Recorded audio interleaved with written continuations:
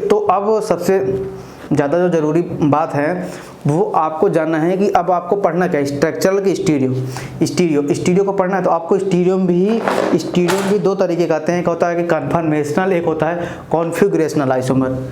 एक क्या होता है कि स्टीरियो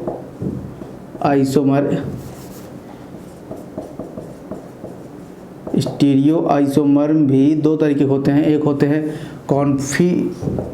कन्फर्मेशनल,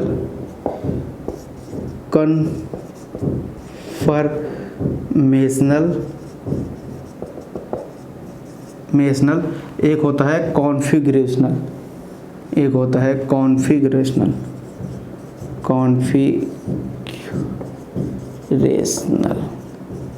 कॉन्फ़िगरेशनल। ध्यान देना, कन्फर्मेशनल को रोटामर्स ही बोलते हैं, ध्यान दे देना, रोटामर्स ऐसे होते हैं कि ऐसे कंपाउंड होते हैं जिनको क्या होता है कि जैसे क्या है कि अब मैं अगर आपको लिखवाना चाहूँ तो आप लिख सकते हो यहाँ से। एक तरीके से फ्लेक्सिबल आइसोमर होते हैं,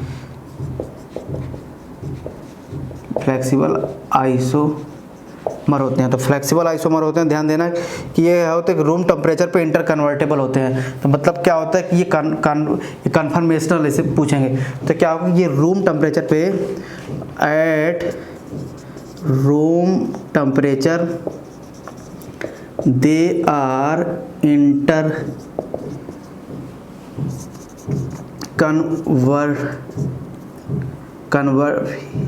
कन्वर्टेबल टू ईच अदर। मतलब क्या है कि अगर रूम टेम्परेचर पर आप देखोगे तो एक दूसरे से क्या होता है कि वो होते हैं कि भाई कन्फर्मेशनल आइसोमर अब होते हैं। तो अब क्या होता है कि इनके मतलब क्या होता है कि और रूम, और पहला पॉइंट ये हो गया, और वी कैन नॉट सेपरेट, मतलब जो इंटर कन्वर्ट हो रहे हैं we can not separate at room temperature. अगर उनको सेपरेट करना है तो हम उनको रूम टेम्परेचर पे सेपरेट नहीं कर सकते। जो ए, मान लो कोई ए है, कोई कन्फर्मेशनल है कि भाई चेंज हो जा रहे हैं, कन्फर्मेशनल हो गए तुरंत चेंज हो जा रहे हैं ए और बी में, और रूम टेम्परेचर पर हम उनको बता नहीं सकते कौन सा ए है कौन सा बी है, ठीक है। तो मतलब आप आइडेंटिफाई, उनको क्या कहते हैं, आप सेपरेट नहीं कर सकते सॉल्यूशन से कि ए कौन सा है बी कौन सा है, ठीक है।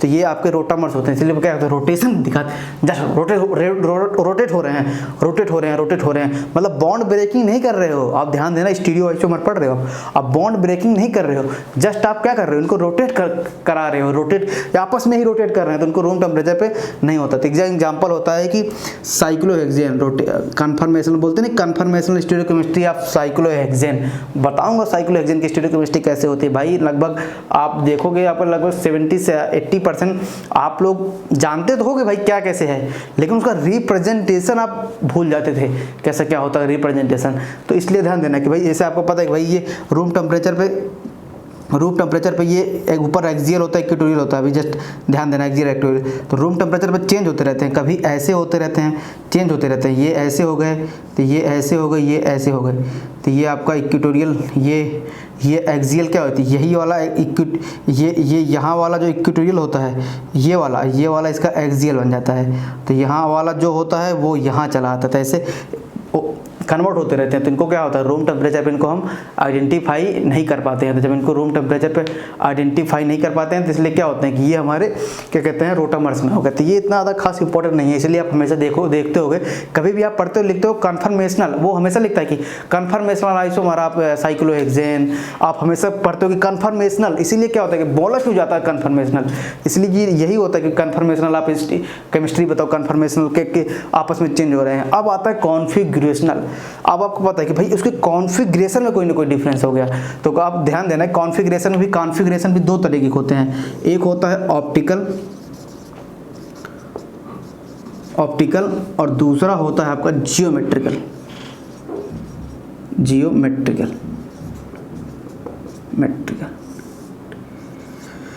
एक होता है ऑप्टिकल आइसोमर। कॉन्फ़िगरेशन में दो तरीके का होता है। देखो स्टीरियोकेमिस्ट्री दो पार्ट में डिवाइड हुई है, कन्फर्मेशनल एक कॉन्फ़िगरेशन, और कॉन्फ़िगरेशन भी आपके दो तरीके में डिवाइड हुई है, ऑप्टिकल एक जियोमेट्रिकल। अब जियोमेट्रिकल कौन से शो करते हैं, जियोमेट्रिकल वो होते हैं जो रिजिड होते हैं, ध्यान देना, rigid carbon centre, rigid carbon centre, एक तरीके से कह लूँ स्टीरियोजेनिक सेंटर बोल दूँ, क्योंकि स्टीरियो जब पाई बॉन्ड होता है तो वो रिजिड हो जाता है। तो मतलब क्या है कि ये इसके थ्रू जो भी, इसके थ्रू इस वाले कार्बन के थ्रू जो भी आपका चीज़ें होंगी वो सारी क्या होंगी, वो ज्योमेट्रिकल आइसोमर में जाएगा, उसकी ज्योमेट्री डिफरेंट हो जा रही है। मतलब क्या हो रही है, क्योंकि ज्योमेट्रिकल डिफरेंट हो जा रहा है। लेकिन इसमें क्या होता है कि इसमें ऑप्टिकल आइसोमर होता है। तो ऑप्टिकल आइसोमर में भी कई सारी चीज़ें पढ़नी होती है, भी बताऊंगा, जस्ट आप देखना। कोई ऑप्टिकल आइसोमर, जैसे मान लो कि भाई कोई ये मॉलिक्यूल है, ए है, कोई बी है, कोई सी है, कोई डी है, बाद में क्या हो जा रहा है, यही सी बन जा रहा है, ये ए बन रहा है, ये डी बन जा रहा है, बी बन जा रहा है। मतलब अरेंजमेंट आप इधर कर देख रहे हो कि आप इसका रिफ्लेक्शन सिमेट्री आ रही है, तो मतलब रिफ्लेक्शन सिमेट्री मतलब मिरर इमेज आ रही है पर सुपर इम्पोजिबल नहीं है, तो उसी को इनैंशियोमर बोला था। ये बात की बातें हैं, जिसने जान लो कि ऑप्टिकल आइसोमर है। तो क्योंकि क्या है कि आप जस्ट इनका आप देखो कॉन्फ़िगरेशन आप इनको चेंज कर रहे हो, तो ये क्या होता है कन्फर्मेशन, आप इनको क्या होता है रूम टेम्परेचर पे सेपरेट कर सकते हो। और ये क्या होता है रूम टेम्परेचर पे इंटर कन्वर्टेबल नहीं होते हैं कि आप इनको रूम टेम्परेचर पर रखो तो वो आपस में चेंज हो जाए, नहीं, इनको चेंज करने के लिए आपको कोई ना कोई एक्सटर्नल एनर्जी, एक्सटर्नल फोर्स की जरूरत होती है। तो ठीक है, मैंने आपको बता दिया कि भाई अगर आपको क्या कहते हैं कहीं भी क्या कहते हैं, अगर आपको एसिमेट्रिक सेंटर और कायरल सेंटर और स्टीरियोजेनिक सेंटर में डिफरेंस आपको देखना है तो वो आप डिफरेंस कर सकते हो। एक चीज़ मैंने आप देखा आपने, मैंने अभी तक आपको ए कायरल नहीं बोला हूँ। तो बहुत लोग ये सोचते हैं कि अगर कंपाउंड क्या कहते हैं इनएक्टिव है तो वो ए कायरल सेंटर के थ्रू ए कायरल हो गया वो सेंटर, ऐसे नहीं है। देखो जैसे क्या है कि जैसे ये मॉलिक्यूल है, मान लो इधर फ्लोरीन लगा है, इधर क्लोरीन लगा है। तो अब देखो यहाँ देखो ये मॉलिक्यूल क्या है, इसमें इधर से इधर जाओ और इधर से इधर जा रहे हो, इधर से फिर यहाँ पहुँच गए, यहाँ पहुँच गए, यहाँ पहुँच गए, यहाँ पहुँच गए। मतलब इसमें 4 ग्रुप डिफरेंट नहीं है, मतलब 4 ग्रुप डिफरेंट नहीं है इस वाले सेंटर पे 4 ग्रुप डिफरेंट नहीं है। तो बस इसमें चाहे प्लेन भी देखो आप, एक तरीके से देखो इसमें प्लेन ऑफ सिमेट्री भी है, क्योंकि ये ऐसे काटोगे तो मतलब क्या होता है कि बेसिकली ये है ऐसे और ये क्लोरीन है, ये मान लो अबव द प्लेन है ऐसे, जस्ट बिलो द प्लेन अभी बताऊंगा, ये मान लो ऑन द प्लेन है। तो आप जब इनको क्या करते हैं ऐसे, अगर आप इनको ऐसे काट रहे हो तो ये रिफ्लेक्ट तो कर नहीं रहे हैं, रिफ्लेक्ट तो एक दूसरे कर नहीं रहे। मान लो अगर ये ऑन द प्लेन है और ये ऑन द प्लेन है, ये बिलो द प्लेन है, तो आप इनको ऐसे काट रहे थे एक दूसरे को रिफ्लेक्ट नहीं कर रहे हैं। फिर आप क्या कर रहे हो, ये ऑन द प्लेन है, बिलो द प्लेन है, ये ऑन द प्लेन। तो अब आप इनको ऐसे काटो तो ये फ्लोरीन भाई एटम कोई बाइसेक्ट हो रहा है ऐसे, और ऐसे ही एटम इधर से बाइसेक्ट हो रहा है। तो एटम ऑब्वियस सी बात है, एटम जब बाइसेक्ट होता है तो ऐसे आता नहीं, हाफ एटम ऐसे आएगा और हाफ एटम ऐसे आएगा। तो भाई ये दोनों रिफ्लेक्ट करेंगे, तो ये ऐसे हो गए, तो अब ऐसे कट के आगे नहीं कट के आ गया, तो कट के आगे नहीं आ गया। तो बेसिकली जब 4 एटम क्या कहते हैं इस वाले पोजीशन पे अगर 4 डिफरेंट ग्रुप नहीं है, अगर if carbon have not 4 different group, if carbon have not 4 different group, so these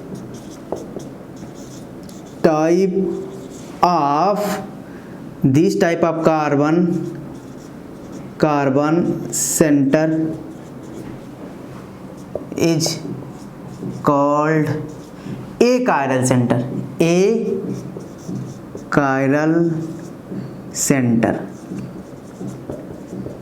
अगर 4 डिफरेंट ग्रुप नहीं है तो उसमें क्या है एक कायरल सेंटर आ गया, ठीक है। और अगर कहीं 4 डिफरेंट ग्रुप हैं और 4 डिफरेंट ग्रुप हैं तो वो एसिमेट्रिक है और कायरल है या नहीं है, ये दोनों बात आपको डिसाइड करनी है। अगर 4 डिफरेंट ग्रुप है तो ऑब्वियस सी बात है वो एसिमेट्रिक होगा। अगर वही आपको क्या कहते हैं 4 डिफरेंट ग्रुप है और कंपाउंड में कोई सिमेट्री नहीं है तो वही सेंटर आपको क्या बन जाएगा, आपका कायरल सेंटर बन जाएगा। तो पता चला कायरल सेंटर क्या है, ए कायरल सेंटर क्या है, एसिमेट्रिक क्या है, स्टीरियोजेनिक सेंटर क्या है। तो ये इतने तरीके की आपको चीज़ें पढ़नी थी। तो अब आपको आई थिंक अब बेसिक आइडिया आपको डेवलप हो गया होगा कि हाउ टू डिटरमाइन सेंटर्स, ठीक है। तो ये हो गया। अगर 4 डिफरेंट ग्रुप नहीं है तो हमेशा मानना कि भाई वो एक कायरल है, और 4 डिफरेंट ग्रुप है तो एसिमेट्रिक है। और वही 4 डिफरेंट ग्रुप जब आपको क्या कहते हैं, और कोई मॉलिक्यूल में कोई सिमेट्री नहीं आती है तो वही 4 ग्रुप आपके एसिमेट्रिक वाले, asymmetric centre as well convert हो जाता है कायरल सेंटर में। तो कायरल सेंटर, एसिमेट्रिक सेंटर, एक कायरल, स्टीरियोजेनिक सेंटर, ये 4 चीज़ें होती हैं, 4 चीज़ें आ गई। अब देखो एक चीज़ आई, अब ध्यान से देखना कि जो आपका क्या कहते हैं कॉन्फ़िगरेशनल था, कॉन्फ़िगरेशनल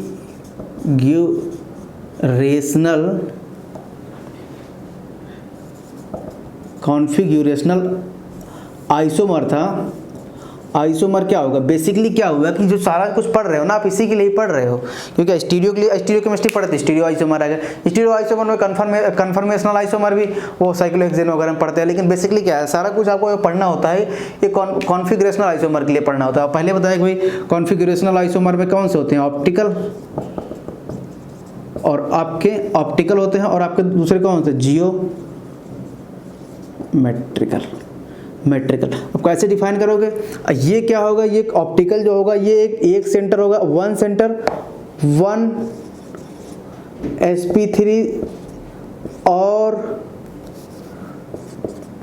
2 sp3 कार्बन सेंटर के अराउंड, 2 sp3 कार्बन सेंटर के अराउंड सारी इसकी स्टीरियो केमिस्ट्री मूव करेगी, ऑप्टिकल है या नहीं है बाद में डिसाइड करेंगे। यहाँ क्या होगा, ज्योमेट्रिकल क्या होगा, हमेशा एक स्टीरियोजेनिक सेंटर होगा, ऐसे भाई स्टीरियोजेनिक सेंटर होगा, ऐसे Cl यहाँ ये आ गया, तो ये H ये H, तो ये मेरा क्या हुआ, ये एक स्टीरियोजेनिक सेंटर के थ्रू आपका सारी चीज़ें बतानी है, ठीक है। तो इसमें क्या होता है, इससे ऑप्टिकल और ज्योमेट्रिकल। अब आता है सबसे ज़रूरी बात कि अब आप देखो कॉन्फ़िगरेशनल आइसोमर है, तो कॉन्फ़िगरेशन आइसोमर की आपको डिफिनीशन क्या होगा कि भाई जो आपका कार्बन सेंटर पे जो 3D अरेंजमेंट है, अगर वो कार्बन सेंटर के अराउंड 3D अरेंजमेंट डिफरेंट हो तो स्टीरियो आइसोमर क्या कह दिया जाए, या एक तरीके से अगर बोलो इसी को ही बोल दो भाई कॉन्फ़िगरेशनल को, भाई उसी कार्बन सेंटर के अराउंड किसी स्टीरियो सेंटर, कार्बन सेंटर नहीं स्टीरियो सेंटर। अब स्टीरियो सेंटर आपको सेलेक्ट करना है क्या, कौन सा स्टीरियो सेंटर है, अगर कोई स्टीरियो सेंटर के अराउंड क्या कहते हैं आइटम्स का अरेंजमेंट डिफरेंट टाइप्स का है तो उन्हीं को क्या कहते हैं कॉन्फ़िगरेशनल आइसोमर होते हैं। तो देखो कॉन्फ़िगरेशनल आइसोमर भी क्या होता है, ध्यान देना, ये बातें यहाँ सबसे ज़्यादा बातें ज़रूरी होती हैं, ठीक है। ये क्या है, ये है 2 तरीके, एक तो होता है रिप्रेजेंटेशन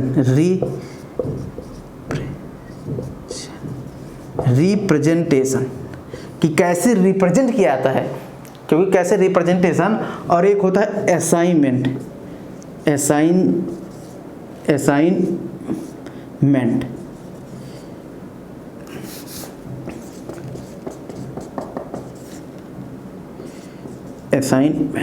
कि कैसे उनको असाइन करना है, कैसे उनको उस वाले स्टीरियो सेंटर को कैसे असाइन करना है, और एक बात आपको कैसे आए कैसे रिप्रेजेंट करना है, ठीक है। तो ध्यान देना, तो इसमें रिप्रेजेंट करते हैं हम 4 तरीके से। रिप्रेजेंटेशन जो होती है 4 तरीके की होती है, ये आपने पढ़ा ही होगा पहले, थोड़ा बहुत आपको होगा। एक होता है बेज डैश रिप्रेजेंटेशन, दूसरा होता है फिशर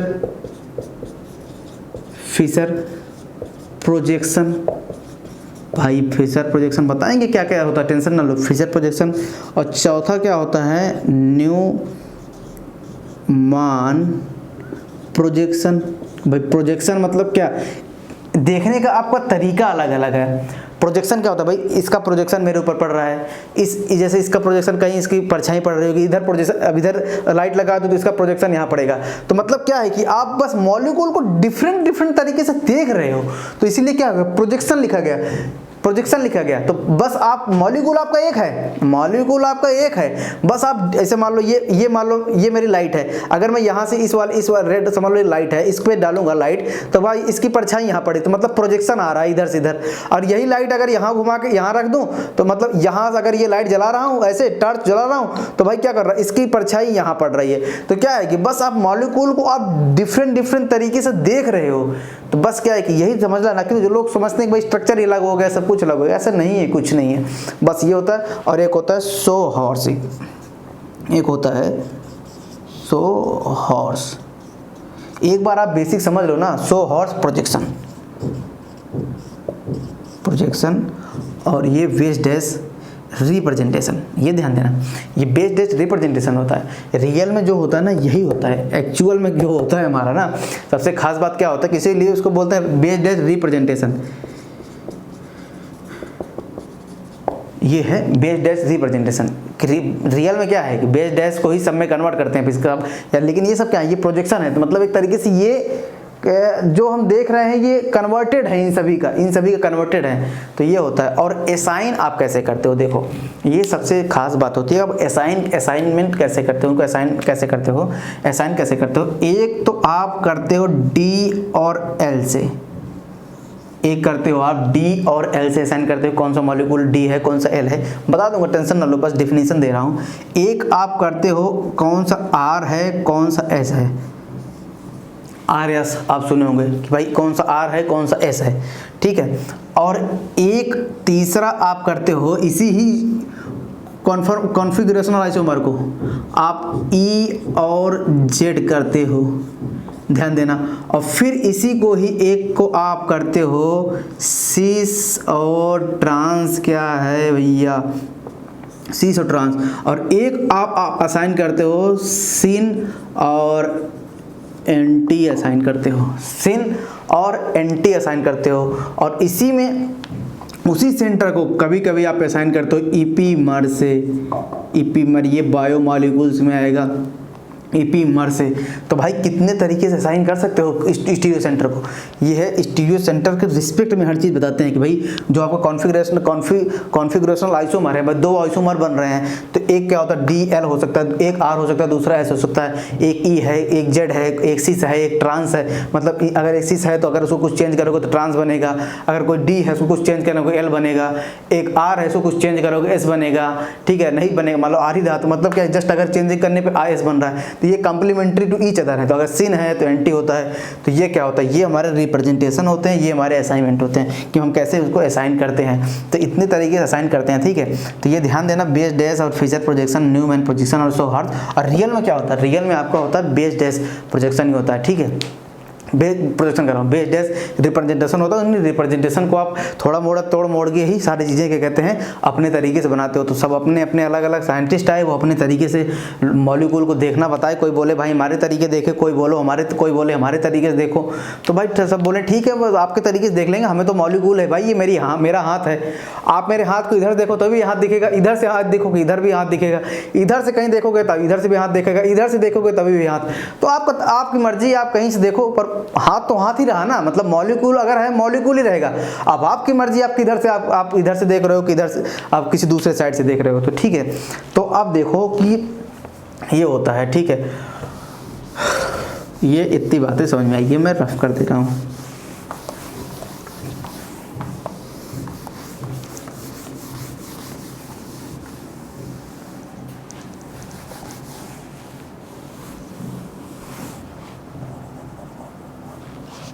ठीक है। तो ये हुआ एक, देखो एक चीज़ आपको मैं पहले अभी जस्ट बताना चाहता हूँ। एक चीज़ क्या होता है कि एक होती है आर, ध्यान देना, एक होता है सिस, एक होता है ट्रांस, और एक होता है आपका ई, और एक होता है जेड, ठीक है। तो अब देखो अब कैसे आपको पता चलेगा कौन सा ई है, क्योंकि अब आपका मेन मुद्दा किस पे आ गया, असाइनमेंट में। रिप्रेजेंटेशन मैं बाद में बताऊंगा, क्योंकि मेरा क्या है कि लोग पहले रिप्रेजेंटेशन बताते हैं बाद में असाइनमेंट बताते हैं। लेकिन क्या है कि अगर देखो मैं आपको पहले बता दूंगा कि कैसे असाइन किया था, कैसे आपको असाइन किया जाता है। तो उससे क्या हो जाता है, उससे बेनिफिट ये होता है, उससे बेनिफिट क्या होता है, उससे बेनिफिट ये होता है कि अगर आप कभी भी बेस डैश से फिशर में कन्वर्ट कर रहे हो या फिशर से न्यूमैन में कन्वर्ट कर रहे हो, तो कभी भी उसकी जो अगर आर है कोई कंपाउंड का सेंटर, कायरल सेंटर का अगर कोई स्टीरियोकेमिस्ट्री आर है, तो वो चाहे फिशर में कर लो, चाहे न्यूमैन में कर लो, चाहे सोहर्थ में कर लो, चाहे बेस में कर लो, वो हमेशा आर का आर ही रहेगा। लेकिन अब लोग क्या करते हैं, पहले पढ़ा देते हैं प्रेजेंटेशन, बाद में पढ़ाते हैं कि कैसे असाइन किया था। इसलिए मैं पहले क्या कर रहा हूँ, आपको पहले सारा असाइन करने वाला पढ़ाते हैं, कैसे असाइन करते हैं उस वाली चीज़ों को। तो असाइन करने से क्या होता है कि असाइन करने पर जब हम इसको प्रोजेक्शन में चेंज करेंगे, फिशर को न्यूमैन में चेंज करेंगे या न्यूमैन को बेस डैश में चेंज करेंगे, तो उससे हमारी कभी कन्फ्यूजन नहीं होगी, स्टीरियोकेमिस्ट्री कभी चेंज नहीं होगी। आप कहीं से कुछ भी देख लो, ठीक है। तो ये हो गया। अब देखो सिस और ट्रांस करने के लिए क्या होता है कि भाई सिस क्या है और ट्रांस क्या है। तो देखो कि देखो जैसे क्या है सिस और ट्रांस, अभी देखो जस्ट अभी आप सिस ट्रांस देखो, देखो जैसे क्या है सिस और ट्रांस। सिस और ट्रांस क्या होता है, अब देखो सिस क्या होता है कि अगर डबल बॉन्ड है, डबल बॉन्ड के थ्रू सिस और ध्यान देना सिस ट्रांस और एंड ई और जेड, वो किसके थ्रू देखा जाएगा, हमेशा ध्यान देना किसके थ्रू, डबल बॉन्ड के थ्रू, डबल बॉन्ड के थ्रू, डबल बॉन्ड के थ्रू देखा जाएगा। ये बातें आप नोट करके रख लेना। और हमेशा थोड़ा सा ध्यान देना, लोग एक्चुअली कहते हैं भाई सिस ट्रांस ये क्या है कैसे है, देखो मैं बताता हूँ आपको, देखना सिस ट्रांस और ई जेड में डिफरेंस क्या है। सिस में क्या होता है कि अगर मान लो कोई हाइयर प्रियोरिटी, मान लो ए, अभी बता रहा हूँ ध्यान मत देना कि प्रियोरिटी मैं पढ़ा दिया, बस जस्ट आपको बता रहा हूँ, ये मेरा ए हो गया और ये मेरा बी हो गया, ये मेरा ए हो गया, जस्ट आपको बस इतना पता है कि ये और ये डी हो गया और ये सी हो गया, ठीक है। अगर जस्ट इतना देख लो कि अगर ए इज हाइयर, ए है भाई मतलब A is higher priority than B and C is higher priority than D, तो क्या होगा, अगर दो हाइयर प्रियोरिटी, अभी आपको बताऊंगा प्रियोरिटी कैसे आपको सेलेक्ट करना है, ये तो जस्ट बता रहा हूँ कि अगर ए और ए हाइयर प्रियोरिटी बी, तो मतलब इसको मैं ऐसे फर्स्ट लिख दिया, इसको मैं सेकंड लिख दिया, क्योंकि ये हाइयर प्रियोरिटी फर्स्ट प्रियोरिटी पाया, ये सेकंड प्रियोरिटी, और ये फर्स्ट प्रियोरिटी सी हुआ, ये सेकंड प्रियोरिटी सी हुआ। तो हमेशा ध्यान देना कि अगर ये दोनों एक साथ आ जाए, अगर ये दोनों एक साथ आ जाए तो मतलब क्या है कि अगर आप एक काम करो, ये दोनों एक साथ आ जाए, अगर ये दोनों एक तरफ आ जाए मतलब एक साइड में आ जाए, हमेशा ध्यान देना कि ये क्या है कि ये आपका स्टीरियोजेनिक सेंटर है, सेंटर है, ये आपका स्टीरियोजेनिक सेंटर है, ये आपका स्टीरियोजेनिक सेंटर है। तो आप क्या कि ये नीचे देखो, इधर कभी इधर मत कंपेयर करने लगना, इधर नहीं, क्योंकि आप एक कार्बन है, एक कार्बन पे कौन सा बॉन्ड लगे, ये दो बॉन्ड लगे, तो आप इनकी हमेशा प्रियोरिटी चेक करना। बहुत लोग क्या होता है कि इसकी प्रियोरिटी चेक करने लगते हैं, ये नहीं भाई, सेंटर आपका कार्बन कहाँ है, यहाँ है ना, कार्बन यहाँ है, तो आप हमेशा ये जो प्रियोरिटी ऑर्डर से चेक करना, आप इनमें चेक करना। और अगर ए हाई है तो अब इतना ही हो गया। और ध्यान देना if B and D are hydrogen H हो, अगर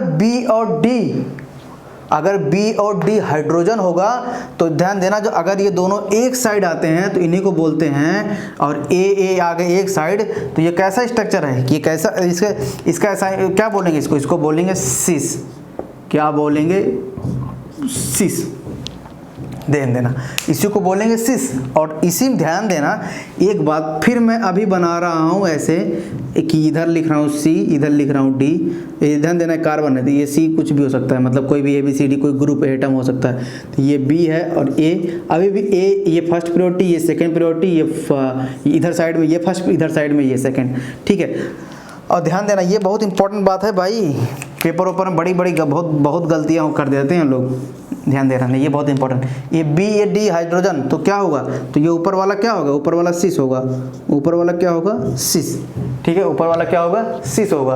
और इधर देखो, अगर if B and D other than hydrogen, मतलब हाइड्रोजन से अलग हो, अदर देन हाइड्रोजन, देन हम इसी को डिफाइन करते हैं ई और जेड से। अब क्या होगा, अगर दोनों ग्रुप एक साथ होते हैं तो इसी को बोलते हैं Z, if both group same side, if both higher priority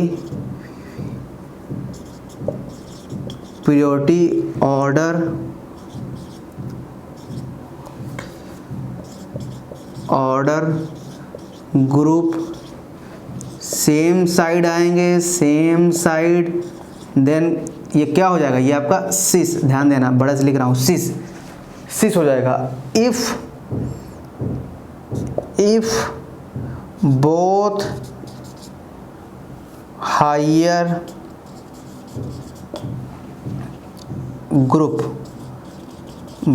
group anti to each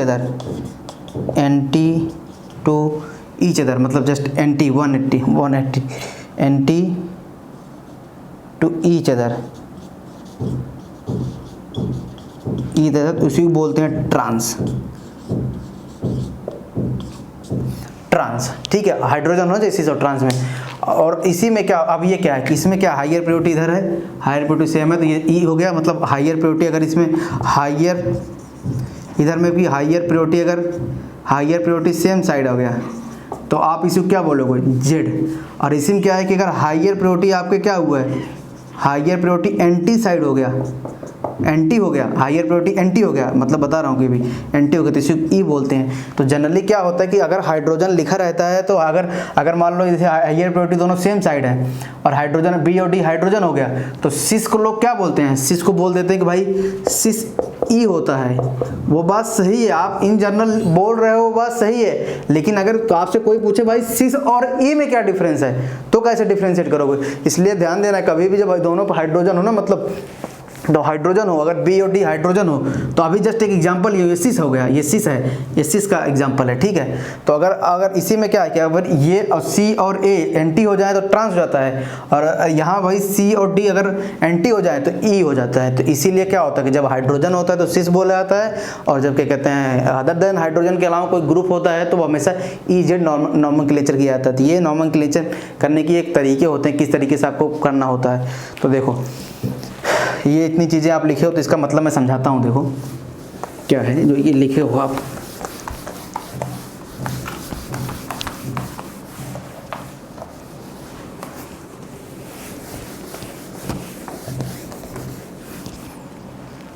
देखो अब जैसे क्या है कि ये है ये, और ये है आपका सी, ये है आपका डी। अब यहाँ हो गया ए, यहाँ हो गया बी, अब यहाँ क्या हो गया, यहाँ हो गया आपका सी, यहाँ रहा डी, यहाँ हो गया बी, यहाँ ए।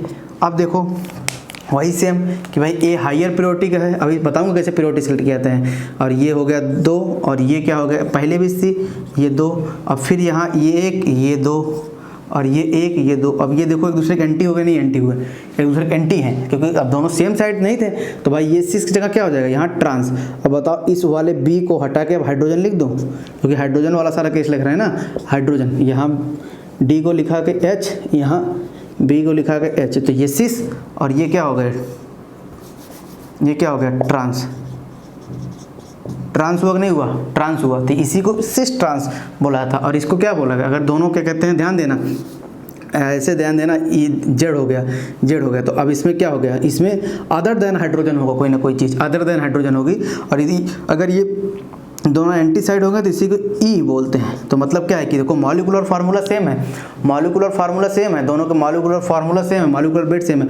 स्टीरियो सेंटर के थ्रू आप क्या होगा, एटम का अरेंजमेंट आप अलग कर रहे हो, बस तोड़ नहीं रहे हो कि भाई किसी, जैसे पहले ही बताया कि भाई मान लो ये सेंटर है, ये मान लो बीच में सेंटर आता है, इसको ऐसे घुमा सकते हो, नहीं घुमा सकते हो, ये नीचे से इसको ऊपर ले सकता हूँ, नहीं ले सकता हूँ। तो इधर से मैंने क्या किया, एक ऊपर ले गया, तो इससे क्या हुआ, आइसोमर है, लेकिन अब क्या है, दोनों में रिलेशन क्या होगा, ई और जेड का रिलेशन है, इसमें क्या है, सिस और ट्रांस का रिलेशन है, ठीक है। तो लोग बस इसको बोल देते हैं कि भाई ये दोनों ट्रांस है, पर रियल में क्या है कि आपको पता चला ना कि आप ई और जेड और सिस और ट्रांस किसको लिखोगे। तो अगर कहीं ऑप्शन नहीं समझ में आ रहा है भाई इसको क्या लिखना है, तो आप इसको ट्रांस बोल सकते हो, लेकिन अब आपको पता चल गया रियल में क्या है।